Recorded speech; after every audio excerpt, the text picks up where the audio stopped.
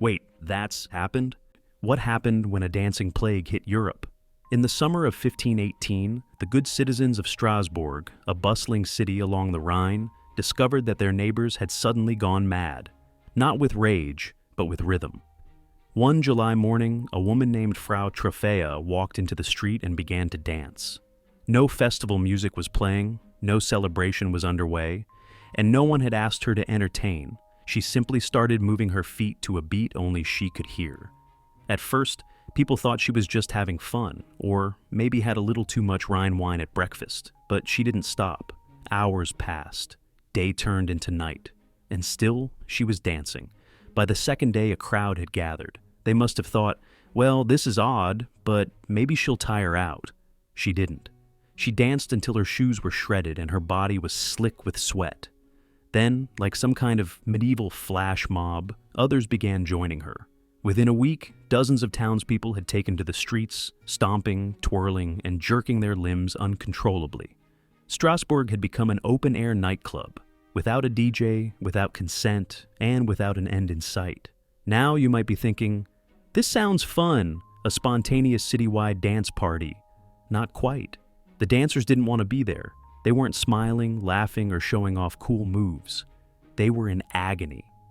Their feet bled, their muscles cramped. Some collapsed, only to rise again and keep going, as if pulled by invisible strings. Reports claimed that people literally danced themselves to death. Strokes, heart failure, exhaustion. If TikTok trends were this intense, none of us would have survived the early quarantine era. Naturally, the authorities sprang into action. And by sprang into action, I mean they made things worse.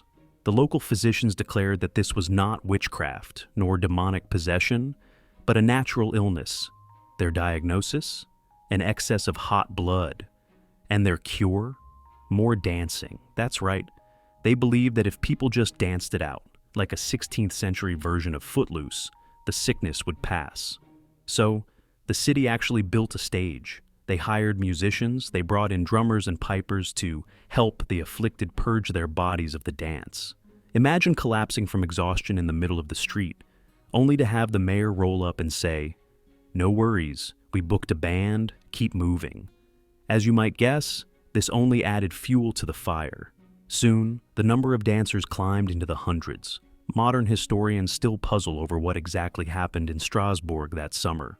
Some suggest mass hysteria, triggered by stress. The early 1500s were a rough time.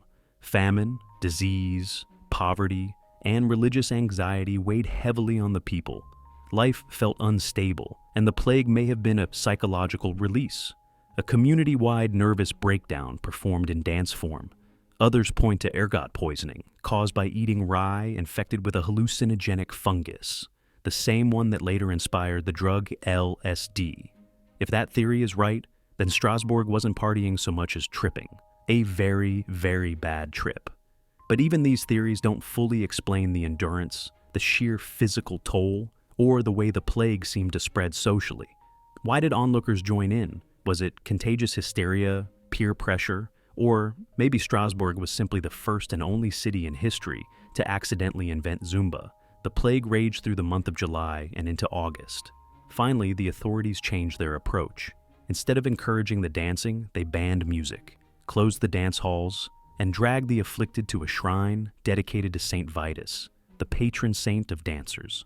Pilgrims carried the exhausted men and women to the church, placed red shoes on their feet, and prayed that the madness would end.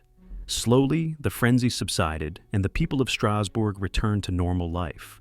Or as normal as life in the Holy Roman Empire could be.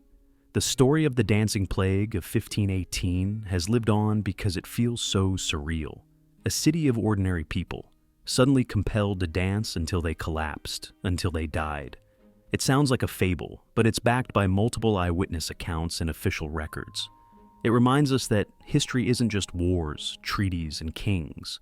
Sometimes it's entire communities doing the Macarena against their will. So, what can we take away from Strasbourg's summer of unwanted rhythm?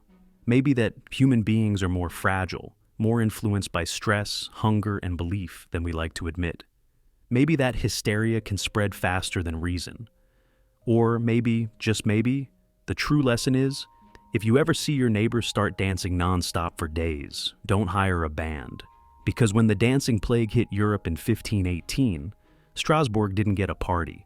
It got one of the strangest medical mysteries in history, and all because one woman stepped into the street and never stopped moving. If you enjoyed this strange piece of history, give it a like and don't forget to subscribe for more.